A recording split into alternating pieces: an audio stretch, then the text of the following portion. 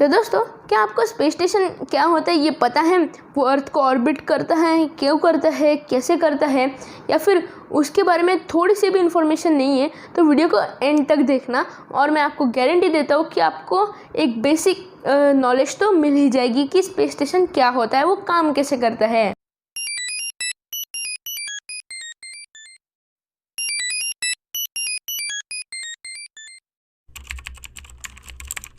दोस्तों, space station एक ऐसी जगह है जो स्पेस में अर्थ को ऐसे ऑर्बिट करती है अपने ऑर्बिट में, और जिसमें एस्ट्रोनॉट्स जाकर वापस भी आ सकते हैं। तो ये है स्पेस स्टेशन की एक बेसिक नॉलेज। तो मैं आपको एक चीज़ और बता देना चाहता हूँ कि वर्ल्ड का सबसे पहला स्पेस स्टेशन बनाया गया था रशिया के द्वारा, जिसका नाम था सैल्यूट 1, जो कि 19 अप्रैल 1971 को लॉन्च हुआ था।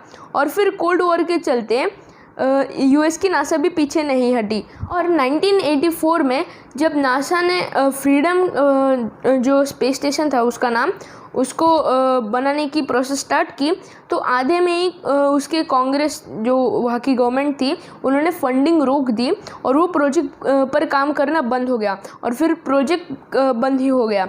और फिर कुछ साल बाद यानी 1993 में कंट्रीज़ के साथ कोलैब करके, जैसे कि USA, Russia, Europe, Canada, Japan और भी कुछ कंट्रीज़, तो इनके साथ कोलैब करने के बाद उन्होंने एक और स्पेस स्टेशन बनाने की प्लान किया, और उसका नाम, अभी ये बहुत सी कंट्रीज़ इन्वॉल्व थी इसलिए इसका नाम इंटरनेशनल स्पेस स्टेशन बना दिया, क्योंकि इसमें एक कंट्री का योगदान नहीं है, बहुत सारे कंट्रीज़ का योगदान है, इसलिए इसे इंटरनेशनल स्पेस स्टेशन का नाम दिया गया।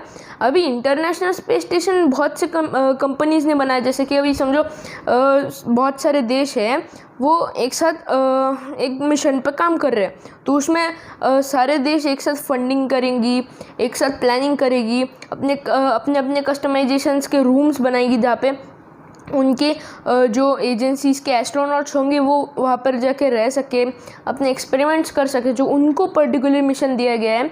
तो ऐसे में मॉड्यूल्स होते हैं। अभी स्पेस स्टेशन कोई ऐसे पूरा चीज़ नहीं है, स्ट्रक्चर नहीं है जिसमें डायरेक्टली हो सके, वो पार्ट में बनाया गया है, ठीक है। तो उसमें छोटे छोटे पार्ट्स ऐसे बना के वो स्पेस स्टेशन बनाया गया है। तो ऐसे में कुछ स्पेसिफिक मॉड्यूल्स, अभी पार्ट्स जो स्पेस स्टेशन में यूज़ हुए हैं उन्हें मॉड्यूल्स बोलते हैं। तो मॉड्यूल्स जो है वो बहुत सारे अभी बने हैं, जैसे कि बहुत सारी कंट्रीज़ का इन्वॉल्वमेंट है इसमें, तो इसलिए कुछ मॉड्यूल्स पर्टिकुलरली उस कंट्री को बिलोंग करते हैं। जैसे कि आपको इमेज में मैं अभी दिखा रहा हूँ, तो ये जो सेगमेंट है ये रशियन ऑर्बिटल सेगमेंट है, जहाँ पे सिर्फ और सिर्फ रशिया के ही कॉस्मोनॉट्स, अभी मैं आपको एक बता देना चाहता हूँ कि रशिया के जो भी एस्ट्रोनॉट्स होते हैं उन्हें कॉस्मोनॉट्स बोले जाते हैं, और जो नासा के उसे एस्ट्रोनॉट्स बोले जाते हैं। तो इन सब का अलग अलग है।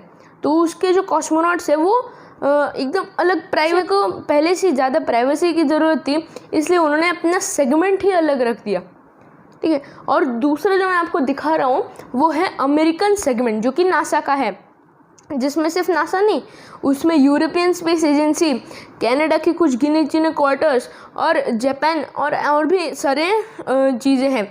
यानी कि एक पूरा सेगमेंट रशिया का और वैसा ही एक सेगमेंट अमेरिका, जिसमें अमेरिका शेयर करता है, जैसे कि जापान का एक पार्ट है, कनाडा का एक पार्ट है, यूरोप का एक पार्ट है, ऐसे बहुत सारे कंट्रीज़ का पार्ट्स होते हैं। तो अभी स्पेस में जो रहते हैं एस्ट्रोनॉट्स, उनको ऐसे तो नहीं जैसे धरती पर एकदम ऐसे बेड ले लिया, चादर ओढ़ लिया और सो गए, या फिर काम करना हो जाए मस्त ऐसे चेयर लो, ऑनलाइन काम करते हैं, आजकल कोरोना चल रहा है तो बस ऐसे सीट ली, बैठे, लैपटॉप या कंप्यूटर खोला, ऐसे टाइपिंग वाइपिंग की, काम कर दिया, ऐसा नहीं है। उनको मस्त से अलग से चेम्बर्स दिए जाते हैं, उन्हें प्रेशराइज चेम्बर भी बोला जाता है, जहाँ पे वो काम करते सोते हैं। तो बेसिकली हर जगह यहाँ पे मशीनरी लगी हुई होती है इंटरनेशनल स्पेस स्टेशन में। तो जो एस्ट्रोनॉट्स वहाँ पे रहते हैं उनको पता ही नहीं चलता कि मैं ऐसा उल्टा हो रहा हूँ या सीधा हो रहा हूँ। मतलब अभी समझो, अर्थ पे जो हम रहते हैं हमें मैग्नेटिक फील्ड अट्रैक्ट करती है। मतलब मैंने समझो एक ऐसा बॉल है मेरे पास, मैंने ऐसा उछाल दिया तो वो नीचे आएगा, क्योंकि मैं अर्थ पर हूँ, अर्थ पर मेरी ग्रेविटी है। लेकिन स्पेस में 150 किलोमीटर से ज़्यादा जो उनकी ऑर्बिट है, 150 किलोमीटर से ज़्यादा की ऑर्बिट को बोला जाता है लो अर्थ ऑर्बिट, जिसमें ये इंटरनेशनल स्पेस स्टेशन ऑर्बिट कर रहा है। तो उसमें ग्रेविटी तो होगी नहीं क्योंकि बहुत ऊपर है, तो इसलिए वो ऐसे फुल फ्लोट करते रहते हैं, जैसा आपको पता ही होगा। तो उसके लिए उनको स्पेशल चेम्बर्स दिए जाते हैं जहाँ पे वो सोते हैं।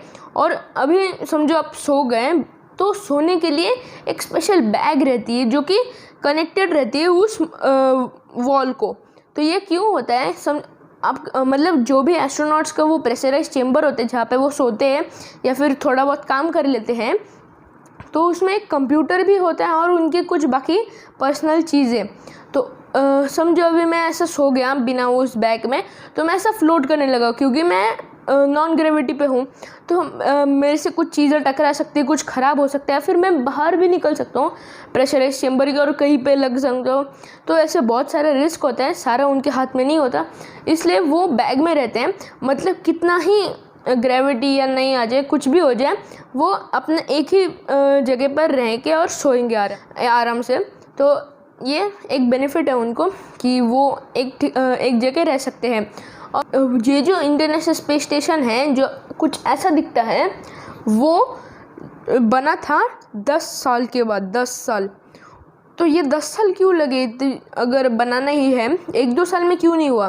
तो इसका रीज़न ये है कि जो भी पर्टिकुलर पार्ट्स है, जैसे मैंने आपको बोला था कि पर्टिकुलर पार्ट्स कंट्रीज़ को बिलोंग करते हैं, तो उनका पहले फिक्स प्लान हुआ कि आप कौन सा लोगे और आप कौन सा लोगे, आप क्या करोगे। उन्होंने रिस्पॉन्सिबिलिटीज़ बांट ली और फिर प्लान बनाकर उन्होंने अपने अपने जो कस्टमाइजेशन के अनुसार या फिर उनको रिस्पॉन्सिबिलिटीज दी थी उन पार्ट्स को बनाने की, तो वो रॉकेट्स में भर के अभी पूरे एकदम ऐसे स्पेस स्टेशन तो रॉकेट में भर नहीं सकते, इतना बड़ा रॉकेट है नहीं, तो पार्ट में एकदम 2-3 रॉकेट ऐसे उड़ाएंगे या फिर बहुत ज़्यादा, और ऐसे मिशंस करते करते स्पेस में वो पार्ट्स ऐसे छोड़ेंगे। उनकी जो ऑर्बिट होती है, बहुत मैथमेटिकल कैलकुलेशंस लगती है इन चीज़ों में कि किस चीज़ कहाँ पे, कौन सी चीज़ कहाँ पे है, तो वो डॉकिंग पोर्ट के द्वारा जॉइंट होती है। तो डॉकिंग पोर्ट वो पोर्ट होते हैं जहाँ से वो पार्ट्स जुड़ सकते हैं, और वो पार्ट सिर्फ ISS के पार्ट से नहीं हो सकते, बल्कि जो एस्ट्रोनॉट्स आएंगे या फिर जो एस्ट्रोनॉट्स जाएंगे उनके लिए भी एक डॉकिंग पोर्ट होता है। तो ये डॉकिंग पोर्ट कुछ ऐसा दिखता है। और दोस्तों, मैं आपको एक और चीज़ बता देना चाहता हूँ कि जो एस्ट्रोनॉट्स वहाँ पे रहते हैं उनके एक लिमिटेड नंबर है। तो मैं आपको बता दूँ ये क्या है। तो लगभग 6 एस्ट्रोनॉट्स पूरे टाइम में ISS में रह सकते हैं। मतलब समझो 2 इनके 1 2 इनके ऐसे करके 6 एस्ट्रोनॉट्स रह सकते हैं 6 महीनों तक। इतना उधर खाना होता है, ऑक्सीजन होता है, तो ऐसा सब होता है। और अगर कभी कुछ ऐसा शॉर्टेज हो गया किसी चीज़ का, तो जैसे मैंने आपको पिछले वीडियो में अपडेट कर रखा था कि SS कल्पना चावला जो एक मिशन रॉकेट है, वो NG-14 नाम की मिशन को जा रहा है ISS में, जहाँ पे वो कंप्यूटर हार्डवेयर या फिर और भी कुछ व्हीकल हार्डवेयर जैसे कि ऑक्सीजन सिलेंडर्स वगैरह लेके जा रहा है ताकि वो रिप्लेस कर सके। अब स्पेस में तो ऑक्सीजन नहीं होता, इसमें तो ऑक्सीजन नहीं होता, तो एस्ट्रोनॉट्स कैसे बिना ऑक्सीजन के रह नहीं सकते। हम इंसान है, ऑक्सीजन तो हमारा एकदम से नीड है। एक एस्ट्रोनॉट्स बिना ऑक्सीजन के जी नहीं सकते, तो इसलिए ऑक्सीजन सिलेंडर्स बदलने पड़ते हैं, वो ख़त्म हो जाते हैं या फिर कुछ और प्रॉब्लम्स। और जैसे कि मैंने आपको बताया था कि ये 1993 का प्लान जो कि 10 साल बाद बना था, और ह्यूमंस जो हैं या फिर एस्ट्रोनॉट्स वगैरह वो 2001 से वहाँ पे रह रहे हैं या फिर काम कर रहे हैं।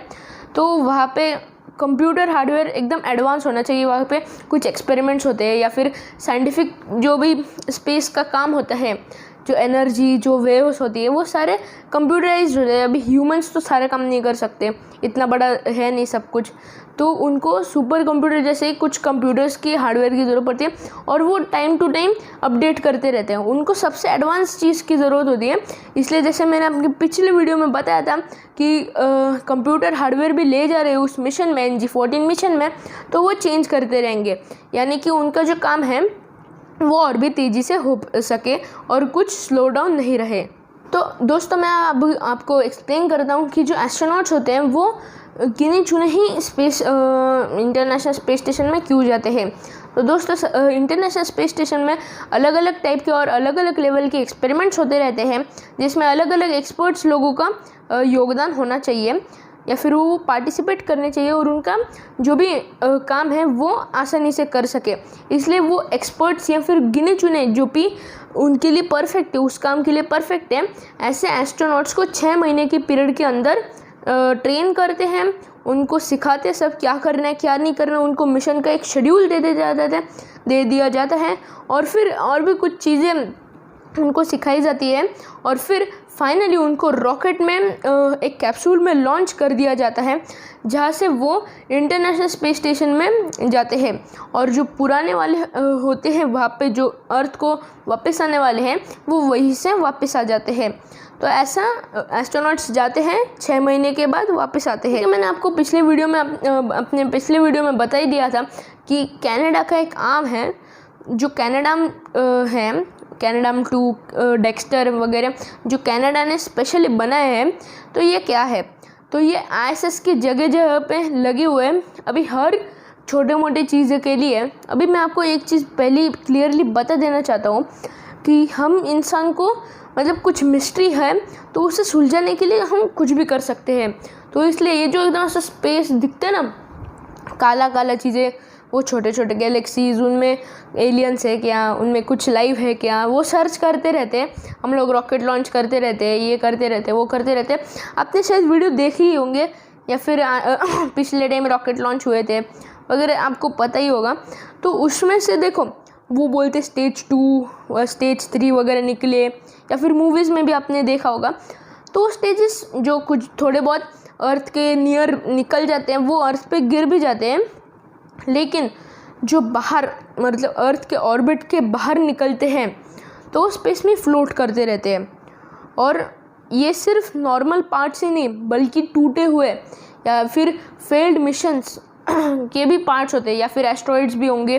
तो बहुत सारी चीज़ें से ऑर्बिट में घूमती रहती है।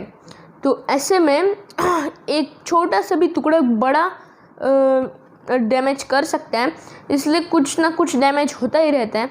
तो वो हर छोटे मोटे डैमेज के लिए एस्ट्रोनॉट्स को बाहर तो नहीं जा सकते ना, वो भारी भारी सूट होता है पहले से ही। और आप इतने स्पीड में ऑर्बिट कर रहे हो तो बहुत डेंजरस हो जाता है कि कहीं छूट ना जाए, फिर कुछ प्रॉब्लम ना हो जाए। तो इसलिए थैंक्स टू कनाडा ने आर्म बनाया जिसका नाम है कैनेडाम, रिपेयरिंग या फिर डॉकिंग का काम कर देता है। तो जो भी छोटे मोटे काम या फिर डॉकिंग का काम होता है, जैसे आपने अगर आप मेरे पिछले वीडियो देखे होंगे तो उसमें मैंने बताया था कि 10 मीटर नीचे से ही वो जो मिशन है उसको लेकर ISS में जोड़ेगा कैनेडाम-2। तो ऐसे वो बहुत सारे इसमें काम करता है। और उनका जो डेक्स्टर रोबोट है जो कैनेडाम के अंतिम छोर पर लगा होता है वो डैमेजेस को रिपेयर करता है। मतलब समझो मेरे पास एक पाइप है जो ISS का है, उसका स्क्रू निकल गया, तो अभी मैं ह्यूमन को तो नहीं भेज सकता स्क्रू लेके कि भाई जा और फिट कर, ऐसा नहीं है। वो कमांड देते हैं अंदर बैठकर और वो रोबोट जाकर वो सब फिक्स कर देता है। तो दोस्तों ये जो ISS आप देख सकते हैं, तो ये ISS आप सोच रहे होंगे कि ये बड़ा सा चीज़ है क्या जिसमें ये सारे मॉड्यूल्स कनेक्ट हैं, एक साथ जुड़े हुए हैं। ये है ट्रस, ठीक है, ट्रस। और इसी ट्रस पर ट्रस्ट करके ये सारे मॉड्यूल्स एक साथ ऐसे जुड़े हुए, कंबाइन हुए, तो स्ट्रॉन्ग कनेक्शन बना हुआ है उनमें, ताकि ये इंटरनेशनल स्पेस स्टेशन बन सके और ये जैसा है वैसा फंक्शन कर सके। तो अभी बात हो ही रही फंक्शंस, कंप्यूटरिंग, ये वो सब में, तो उसमें एनर्जी आती कहाँ से? हाँ, ऐसे थोड़ी ना कि ऐसे बैटरी वाले एक अलग कंपार्टमेंट है, वो जाएगा इलेक्ट्रिसिटी लेकर, वो बैटरी कनेक्ट होगी और बैटरी फुल होगी और फिर 6 महीने तक ऐसे चलता रहेगा, ऐसा नहीं है। उसमें देखो ये जो दिख रहे हैं ना ऐसे बाहर निकले हुए पैनल्स, उन्हें सोलर एरेज बोलते हैं, जो कि सन की एनर्जी को एब्जॉर्ब कर इलेक्ट्रिसिटी में कन्वर्ट कर देते हैं। जैसे हमारे पास सोलर पैनल्स हैं, ठीक है, तो अभी ये डायरेक्टली सन को एक्सपोज है सब कुछ, अब मैं एक्सपोज क्यों बोल रहा हूँ, क्योंकि अब आप सोच रहे हो कि एक्सपोज तो मैं दोपहर को भी हो जाता हूँ। दोपहर को जब मैं ऐसे बाहर निकलता हूँ तो मेरे को भी धूप पड़ती है, मैं भी धूप को एक्सपोज हूँ। पर आप नहीं हो, क्योंकि आपको वो ओजोन लेयर या फिर हमारा एटमॉस्फेयर बचा रहा है, जो कि सन की अल्ट्रा वायलेट रेस को रोक कर उनको जो इफेक्ट है उनको कम करके हमारे पास भेजता है। इसलिए हम नॉर्मल है, वरना अगर वो नहीं होता तो एकदम से चिकन तंदूरी फ्राई की तरह हम फ्राई हो जाते हैं। तो ये अच्छा है हमारे लिए। तो अब ये तो और उससे भी ऊपर चले गए ISS या फिर जो भी स्पेस मिशन जाते हैं, तब उनको तो एकदम ऐसे सिक्योरिटी लगानी पड़ती है या फिर कुछ जल ना जाए, इसलिए अंदर रेडिएटर पैनल्स भी बिछाए जाते हैं ताकि उनको एकदम AC टाइप की ठंडी हवा मिल सके, ठीक है, ना कि एकदम से गर्म गर्म सब कुछ। उनको काम करना है इसलिए थोड़ा ठंडा वाला रखना पड़ता है। तो अभी मैंने आपसे बात करी कि वहाँ पे लैब्स होते हैं, रिसर्च होते हैं, रिसर्च मैं कब से बोलते रह रहा हूँ। तो ये है क्या आखिरकार? तो ये मोस्टली स्पेस से रिलेटेड रिसर्च रहते हैं। कुछ एस्ट्रॉयड आ गया, उसमें क्या है क्या नहीं है, वो बहुत से ऐसे रिसर्च होते हैं। वो होते कैसे हैं? जो रॉकेट आते हैं उसमें भर के तो नहीं जाते अर्थ पर, तो फिर इतना ISS क्यों बनाया? तो इसलिए वहाँ पे हर एक के अलग अलग लैब्स है अपने अपने। जैसे कि रशिया का अलग है, पहले मैं रशिया का बता देता हूँ। रशिया का जो लैब है, एक्सपेरिमेंटल लैब, उसे बोलते हैं पॉइस्क, ठीक है, मैं स्पेलिंग दे रहा हूँ, पॉइस्क बोलते हैं।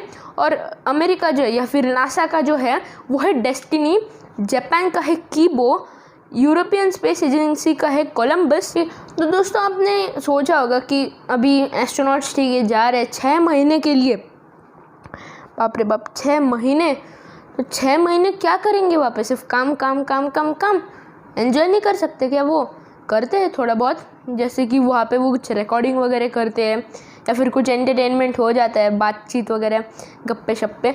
तो अभी समझो किसी को ऐसे बाहर के नज़ारे देखने हो, वाओ अर्थ कैसे दिखती है, स्पेस कैसे दिखता है, वाओ, तो उसमें एक विंडो बनी हुई है, इसका नाम है क्यूपोला, ठीक है। तो उसमें एक ऐसे कांच टाइप होता है कुछ, तो जिसमें एस्ट्रोनॉट्स एक पर्टिकुलर जगह पे है वो ISS के, तो वहाँ पे एस्ट्रोनॉट्स जाकर बाहर का नज़ारा आराम से देख सकते हैं, ठीक है। और फिर जब वो अभी मैंने बोला कि सन के अल्ट्रावायलेट रेज आते हैं, वो डायरेक्टली एक्सपोज्ड है, तो उनको प्रोटेक्शन भी ज़रूरत है ना, वरना कोई ऐसे गुजर रहा होगा एस्ट्रोनॉट वहाँ से और वो सन डायरेक्टली सामने और उसके आँखें वाँखें जल गए जैसे सब, तो ऐसा नहीं होता।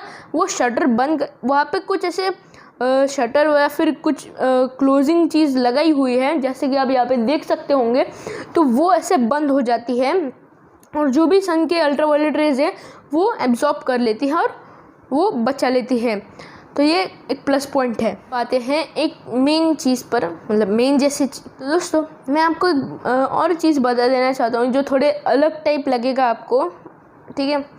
धरती पर एकदम अलग, एकदम से यक्की फीलिंग आएगी, क्योंकि अभी स्पेस में वो है 6 महीने रुकना है, तो क्या ब्रश, नहाना, टॉयलेट करना, ये सब नहीं होगा? होगा, 100% होगा। इससे बिना हम जी कैसे सकते हैं? और अगर कोई एस्ट्रोनॉट बना है तो वो ऐसे कंट्रोल तो नहीं कर सकता, बिल्कुल नहीं, मेरे हिसाब से तो कभी नहीं, ठीक है। तो इसलिए उन्होंने एक अलग टाइप के कुछ रिसर्च करके ऐसे चीज़, केमिकल टाइप का टूथपेस्ट बनाया है जो ब्रश को स्टिक हो जाता है, या फिर वरना आप अर्थ पे जैसे थोड़ा बहुत हिलाए ब्रश को ऐसे ऐसे ज़ोर से और पेस्ट निकल गया खराब। तो वो ऐसा नहीं होता, वो उल्टा करके ऐसे डालते हैं। हम लोग ऐसे करके डालते होंगे ये ब्रश, ये टूथपेस्ट ऐसे डालते होंगे, वो लोग ऐसे ये ब्रश ऐसे पकड़ते हैं, ठीक है, ऐसे, और ये टूथपेस्ट और ऐसे लगाते हैं आराम से, तो वो स्टिक हो जाती है उसको। और पानी के लिए वो एक छोटी सी पन्नी टाइप की बैग होती है जिसमें वो ब्रश के अंदर थोड़ा पानी वानी भर लेते हैं और ऐसे ब्रश करते हैं। और उनकी जो टूथपेस्ट है वो अलग टाइप के केमिकल से बनी, जैसे मैंने आपको बोला था। तो वो अगर हम लोग यहाँ पे ऐसे बेसिन में थूक देते, काम ऐसे साफ़ कर लेते, एकदम नॉर्मल हो जाते हैं। लेकिन उनको क्या, उनको तो अभी पानी नहीं है, स्पेस है, सब कुछ, ऐसे ग्रेविटी नहीं है, तो इसलिए वो थूके तो या फिर कहीं उड़ ना जाए, इसलिए वो मशीनरी बहुत होती है वहाँ पे, इलेक्ट्रॉनिक चीज़ कुछ ख़राब ना हो जाए, इसलिए वो एक तो टॉवल में ऐसे वो पेपर टॉवल में ऐसे स्प्लिट कर देंगे, ऐसे छोड़ देंगे डस्टबिन में, या फिर वो स्वॉलो कर लेंगे, स्वॉलो डायरेक्ट। तो इसलिए वो अलग केमिकल की बनाई ताकि वो जो जर्म्स है वो डायरेक्टली स्वॉलो ना हो, उनको किल करके वो स्वॉलो कर सके। Swallow direct. तो इसलिए वो अलग केमिकल की बनाई ताकि वो जो जर्म्स है वो डायरेक्टली स्वॉलो ना हो, उनको किल करके वो स्वॉलो कर सके। दोस्तों इन सब में आपको एक खुशी की खबर देना चाहता हूँ कि इंडिया अपना खुद का सेगमेंट नहीं, कोई पार्ट नहीं, खुद का स्पेस स्टेशन बनाने का प्लान चल रहा है अभी। तो ये एक बहुत अच्छी चीज़ है इंडिया या फिर इंडियंस के लिए कि उनके एक सेपरेट जल्द ही स्पेस स्टेशन बनने वाला है। तो इस पर फ़िलहाल काम चल रहा है, कंफर्म है कि काम चल रहा है। तो ये आने वाले कुछ सालों में आपको एकदम इम्प्लीमेंटिंग में दिख सकता है, जैसे कि कुछ रॉकेट लॉन्च करना या करना। तो दोस्त मुझे कमेंट करके ज़रूर बताना कि इंडिया का space station international space station को बीट कर पाएगा। मुझे तो लगता है, कि आपको क्या लगता है नीचे कमेंट करके ज़रूर बताना।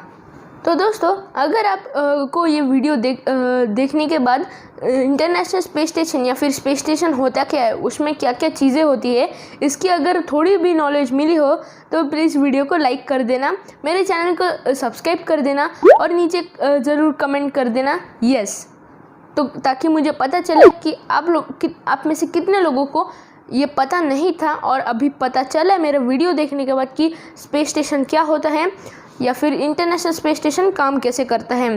तो दोस्तों अगर आपको कोई भी डाउट हो तो नीचे कमेंट कर देना और हम मिलते हैं एक अगले वीडियो में।